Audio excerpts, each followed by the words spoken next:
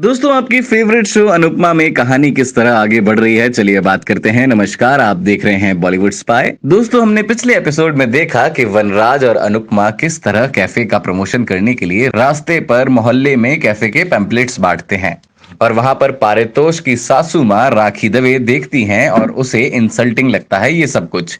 आने वाले एपिसोड में हम देखेंगे कि राखी दवे उसके बाद अनुपमा के घर में आकर हंगामा कर देती है और ना जाने क्या कुछ कहती है, जैसे मैंने मेरी बेटी को गरीब घर में दिया था, भिखारियों के घर में नहीं। वहीं वनराज भी ये सारी बातें सुनकर पलटकर जवाब देता है। पर ये क्या हम देख रहे हैं कि वनराज का बेटा पारितोष अपनी सो कॉल्ड हाई स्टेटस की सासू माँ का साथ देता है और पिता वनराज को सुना देता है और कहता है, मुझे तुम लोगों से अब शर्म आने लगी है, I am ashamed of you guys.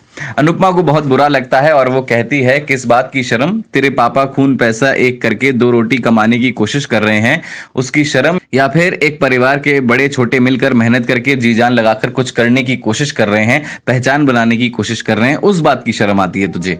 Toshu कहता है वो पहचान एक फटीचर फैमिली की पहचान है। ये देखकर समझ आता है कि पारितोष पूरी तरह राखी दवे के शिकंजे में है और वो कहता है कि मुझे आप पर शर्म आ रही है कि मैं इस फैमिली का बेटा हूँ, सबके सब सड़क छाप हैं। वनराज भी पलटकर अपने बेटे को सुना देते हैं और कहते हैं कि मैं जो भी बना हूँ अपने दम पर बना हूँ, मुझे अपने सास का सहारा नहीं लेना पड़ा तेरी तरह। अनुपमा राखी दवे को घर जाने को कहती है, वहीं काव्या भी राखी के सपोर्ट में आती है। राखी कहती है कि ऐसे आइडियाज अनुपमा के ही हो सकते हैं।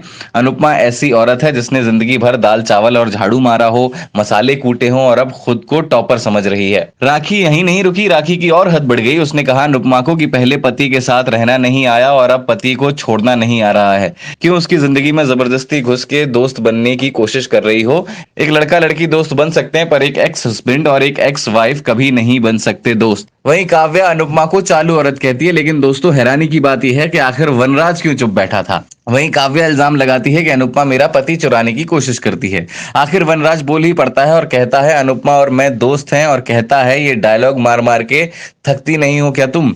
ये 4 महीने का अफेयर नहीं था जो टूट गया या खत्म हो गया। हमारे बीच में 26 साल हैं और 3 बच्चे हैं। अनुपमा इमोशनल हो जाती है और कहती है, लोगों को बस यही तकलीफ है कि मैं तलाक के बाद आगे बढ़ गई हूं और अपने पति को दुश्मन नहीं मानती। अनुपमा काव्य से कहती है, क्या तुम्हें इस घर में मेरे साथ रहने से प्रॉब्लम है, मेरी एकेडमी से प्रॉब्लम है? तो काव्य कहती है, हाँ मुझे प्रॉब्लम है। तो इस पर अनुपमा जवाब देती है और कहती है, एक काम कर, अपना सारा का सामान बांधो और इस घर से निकल जाओ, क्योंकि मैं तो अपने माँ बाबूजी और बच्चों को नहीं छोड़ूंगी। और वनराज जी, आप भी अपना सामान बांध लीजिए और मेरी डांस एकेडमी से अपने कैफे को निकाल दीजिए। कल सुबह तक ये कहानी खत्म। बस क्या, काव्या लाइन पर आ जाती हैं और अनुपमा को कहती हैं, प्लीज डोंट डू दिस।